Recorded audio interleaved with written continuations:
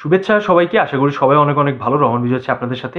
NTRCA চারু ও কারুকলা শিক্ষক নিবন্ধন প্রস্তুতি 2026-এর আরেকটা ইন্টারেস্টিং ইম্পর্টেন্ট ভিডিও নিয়ে আমরা চলে এসেছি, যেখানে কিছু এমসিকিউ নিয়ে আমরা কথাবার্তা বলবো। এটা যেমন uncommon, at the same time অনেক ক্ষেত্রে অনেকভাবে এসে থাকে, বাট আমাদের বিষয় নিয়ে কথাবার্তা বলে আজকের টপিক হচ্ছে মনোগ্রাম, লোগো এবং প্রচ্ছদ, এরকম যাবতীয় বিষয়টি।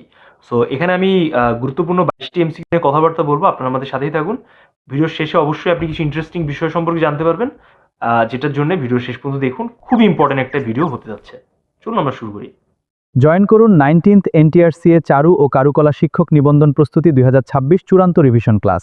প্রথম এমসিকিউ হচ্ছে বাংলাদেশের জাতীয় প্রতীকের ডিজাইন কে। এটা হচ্ছে জাতীয় প্রতীকের ডিজাইন, এটা হচ্ছে কিন্তু কামরুল হাসান। বাংলাদেশের রাষ্ট্রীয় মনোগ্রামের ডিজাইন কে করেছেন? এ সাহা। এটা অবশ্যই খেয়াল রাখবেন নামের অবস্থাটি। বেঙ্গল শিল্পালয়ের মহাপরিচালক কিন্তু সুবীর চৌধুরী। বাংলা ভাষায় প্রথম শিল্প সমালোচক ছিলেন শ্যামাচরণ বিরিনী। ছোটদের বইয়ে অলঙ্করণের শ্রেষ্ঠত্ব শিল্পী ছিলেন হাশেম খান। হাশেম খানের কিন্তু আর একটা ইন্টারেস্টিং চরিত্র আছে, সেটা হচ্ছে টোকাই চরিত্র। বাংলাদেশের গ্রাফিক্স ডিজাইনের জনক বলা হয় কাইয়ুম চৌধুরীকে। আধুনিক প্রচ্ছদের রূপকর কিন্তু বলা হয় কাইয়ুম চৌধুরীকে। সো কাইয়ুম চৌধুরী রিলেটেড আমাদের কমপ্লিট বায়োগ্রাফি আছে ইউটিউব চ্যানেলে, আপনি চাইলে এটাও দেখতে পারেন। অ্যাট দ্য সেম টাইম এমসিকিউগুলোকে কিন্তু ভুল করা যাবে না। প্রচ্ছদ, মনোগ্রাম, লোগো, এই যে ডিজাইনগুলো আছে, কে কোনটা করেছে এটা কিন্তু অনেক সময় অনেক কনফিউশন তৈরি হয়। সো আপনারা কিন্তু অবশ্যই অবশ্যই এটা মাথায় রাখবেন। জাতীয় প্রতীকের যে ডিজাইনটা আছে, এই কামরুল হাসানের সাথে কিন্তু কাইয়ুম চৌধুরীর ডিজাইনটা, বিশেষ করে প্রচ্ছদের ডিজাইনটা কিন্তু অনেকটা গুলিয়ে ফেলে। কাইয়ুম চৌধুরী কিন্তু একটা প্রচ্ছদ ডিজাইন করেছিলেন। এটা কিন্তু বাংলা বইয়ের প্রচ্ছদ অলঙ্করণ যিনি করেছেন তিনি হচ্ছেন শিল্পী কাজী আব্দুল কাশেম। এটাও কিন্তু একটা আনকমন কোয়েশ্চেন, বাট আসার মতো কোয়েশ্চেন।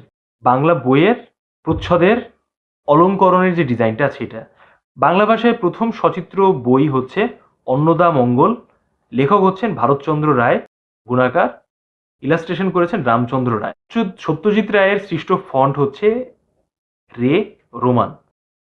বাঙালি কোন বিখ্যাত পরিচালক, চিত্রকর, ইলাস্ট্রেশন এবং প্রচ্ছদ শিল্পী ছিলেন? এটা হচ্ছে সত্যজিৎ রায়। সো এগুলা কিছু আনকমন কোয়েশ্চেন, বাট তারপরেও কিন্তু আসতে পারে। সো আমাদের চেষ্টা করতে হবে যে আমরা আমাদের বাংলা ছাড়ে পশ্চিমবাংলা যে কিছু এমসিকিউ বা এই আর্টিস্টদের বিষয় আছে, এগুলো কিন্তু আমরা বাদ দিব না। এটা কিন্তু আমরা পড়ালেখা করে যাব ভালোভাবে।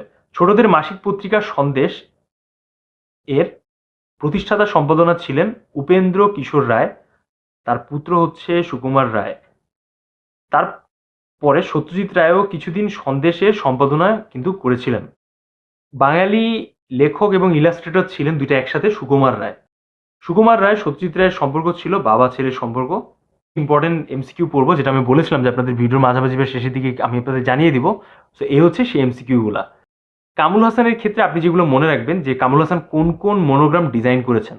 বাংলাদেশ বিমানের মনোগ্রাম ডিজাইন করেছেন, বাংলাদেশ পর্যটন কর্পোরেশনের মনোগ্রাম ডিজাইন করেছেন, বাংলাদেশের জাতীয় প্রতীকের ডিজাইনার কিন্তু তিনি ছিলেন। সো কামরুল হাসানের ক্ষেত্রে কিন্তু এই বিষয়টি মাথায় আপনি অবশ্যই রাখবেন। সমরজিৎ রায় চৌধুরী আছেন, যিনি ঢাকা বিশ্ববিদ্যালয়ের মনোগ্রাম ডিজাইন করেছেন। এবার আমরা হাশিম খানের কথা বলতে চাই। হাশিম খান কিন্তু বাংলা একাডেমি মনোগ্রাম ডিজাইন করেছেন এবং শিশু একাডেমি মনোগ্রাম কিন্তু তিনি ডিজাইন করেছেন। আব্দুল মুক্তাদির নামে একজন ব্যক্তিত্ব আছেন, যিনি শিল্পকলা একাডেমির মনোগ্রাম কিন্তু ডিজাইন করেছেন। কাইয়ুম চৌধুরীর কথা যদি আমরা বলি, আমরা কাইয়ুম চৌধুরীর কিন্তু সব থেকে গুরুত্ব দিয়েছি গ্রাফিক্স ডিজাইনার হিসেবে, এবং কাইয়ুম চৌধুরী কিন্তু একটা কমপ্লিট বায়োগ্রাফি আমাদের ইউটিউব চ্যানেলেও রয়েছে। আপনারা চাইলে কিন্তু সরাসরি আমাদের সাথে হোয়াটসঅ্যাপের থ্রুতে কানেক্টেড হয়েও কিন্তু একটা প্রপার প্রস্তুতি নিতে পারেন। সো কাইয়ুম চৌধুরী কিন্তু বাংলাদেশ বেতার কেন্দ্রের মনোগ্রাম ডিজাইন করেছেন এবং নজরুল ইনস্টিটিউটের মনোগ্রাম এবং গণস্বাস্থ্য অধিদপ্তরে কিন্তু মনোগ্রাম ডিজাইন করেছে। যেহেতু আপনারা এনটিআরসি এক্সাম দিচ্ছেন, সো এইগুলো কোয়েশ্চেন্স কিন্তু আপনি কখনো বাদ দিতে পারবেন না। This is the most important question. আর এর ভেতর থেকে কিন্তু যে কোনো একটা কোয়েশ্চেন্স আসতে পারে বা আসার সম্ভাবনা কিন্তু অনেক বেশি। সো আপনারা অবশ্যই অবশ্যই এই বিষয়গুলোকে গুরুত্ব দিবেন। এখানে আমরা আরেকটা ইম্পর্টেন্ট এমসিকিউ অ্যাড করতে চাই। 2025 সালে কিন্তু 21 পদক পায় মেহেদী হাসান খান নামে বিশেষ ব্যক্তিত্ব, যিনি হচ্ছেন অভ্র কিবোর্ড যে টাইপিং সফটওয়্যারটি আছে, এটা তিনি ডেভেলপ করেন তার টিমের সাথে। তার টিমে রিফাত নবী এবং তানবিন ইসলাম সিয়াম এবং শাবাব মোস্তফা, তারাও কিন্তু বাংলা কম্পিউটিং ও টাইপিং ব্যবস্থার বৈপ্লবিক পরিবর্তনের স্বীকৃতিস্বরূপ কিন্তু 21 পদক পায়। এই টাইপিংয়ের এই যে অভ্র যে বিষয়টা আছে, অভ্র কিবোর্ডের উদ্ভাবক বা এই যে ওভারঅল ব্যাপার সফটওয়্যার টাইপিংয়ের যে ব্যাপারটা, এটা কিন্তু খুবই গুরুত্বপূর্ণ একটা এমসিকিউ। এটাও আপনারা সবার সরাসরি সবাই মাথায় রাখবেন। আরেকটা ইম্পর্টেন্ট কোয়েশ্চেন হচ্ছে যদি এমন আসে যে সংবিধানের ডিজাইনার কোন শিল্পী, সেক্ষেত্রে কিন্তু কভার এবং প্রচ্ছদ সংবিধানের যে মূল পাণ্ডুলিপি আছে এটা কিন্তু শিল্পী কামরুল হাসান ডিজাইন করেছেন। মূল লিপিকার হচ্ছেন একে এম আব্দুর রউফ মূল লিপিকার, এবং অঙ্গসজ্জায় ও চিত্রায়ন সংবিধানের ভেতরে যে সুসজ্জিত ব্যাপারটা আছে এটা করেছেন শিল্পী হাসেম খান। শিল্পী জনাবুল ইসলাম, সমরজিৎ রায় চৌধুরী এবং আব্দুল বারক আলভি এই কাজের সার্বিক তত্ত্বাবধানে ছিলেন এবং শিল্পচার জয়নুল আবেদিন। সো এই যে কামরুল হাসান আছে, হাসিম খান আছেন, at the same time Qayyum Chowdhury আছেন, এটা কিন্তু আপনাদের একটু মাথায় রাখতে হবে যে অঙ্গসজ্জা চিত্রায়ন এটা কিন্তু আলাদা ব্যাপার, মূল লিপিকার এটা কিন্তু আলাদা ব্যাপার, at the same time cover বা প্রচ্ছদে যে ডিজাইনটা আছে এটা কিন্তু একটা আলাদা বিষয়। সো আপনারা কিন্তু এটার ভিতরে গুলিয়ে ফেলবেন না, চেষ্টা করবেন এর কম্বিনেশনটাকে প্রপারলি রাখা এবং সেই হিসাবে অ্যান্সারটা করা, যেন কোনো কিছু গুলিয়ে না যায়। সো কভার এবং প্রচ্ছদ এটা হচ্ছে আলাদা জিনিস।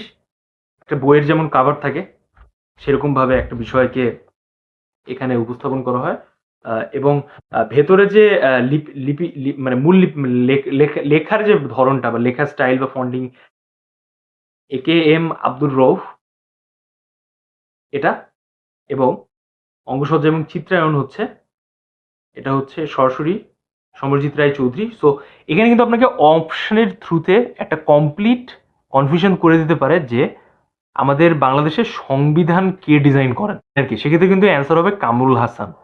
কিন্তু যদি স্পেসিফিক নাম আসে, লাইক স্পেসিফিক পার্টিকুলার বিষয়, যেমন অঙ্গসজ্জা বা চিত্রায়ন কে করেছেন, কাভার বা প্রচ্ছদ কে ডিজাইন করেছেন, ইন্ডিভিজুয়ালি যদি নাম আসে, বা এখানে সরাসরি যদি নাম আসে যে মূল লিপিকারক কে ছিলেন, সেক্ষেত্রে হচ্ছে আপনি মূল লিপিকারকের ক্ষেত্রে আব্দুর রউফ, আসমহ আব্দুর রউফ, কামরুল হাসান হচ্ছে কভার এবং প্রচ্ছদের ডিজাইন করেছেন, এবং অঙ্গসজ্জা এবং চিত্রায়নের মেইন ডিজাইনার ছিলেন হচ্ছে শিল্পী হাশেম খান, এবং এর সাথে হচ্ছে সমরজিৎ রায় চৌধুরী এবং আরও যারা আছেন তারা কিন্তু পার্টিসিপেট করেছেন। সো লাইক অপশান দিয়ে আপনাকে কনফিউশন করতে পারে, হাশেম খানের নাম না দিয়ে আদার্স নামও দিতে পারে, যেমন সমরজিৎ রায় চৌধুরীর নামটা কিন্তু আমরা কমনলি দেখে থাকি, আর এই নামটাও কিন্তু আমি ইতিমধ্যে আপনাদের সাথে অনেক দফায় ডিসকাশন করেছি। সো এটাও একটু মাথায় রাখবেন আপনারা। সো এই ছিল হচ্ছে আজকে ওভারঅল ভিডিও। আশা করি আপনাদের একটা কমপ্লিট ধারণা প্লাস ক্ল্যারিটি পেয়েছেন যে অ্যাকচুয়ালি মনোগ্রাম প্রচ্ছদ থেকে কীভাবে কী কোয়েশ্চেন্স আসতে পারে, এবং আপনাদের কনফিউশনটা হয়তো বা দূর হয়ে এলো।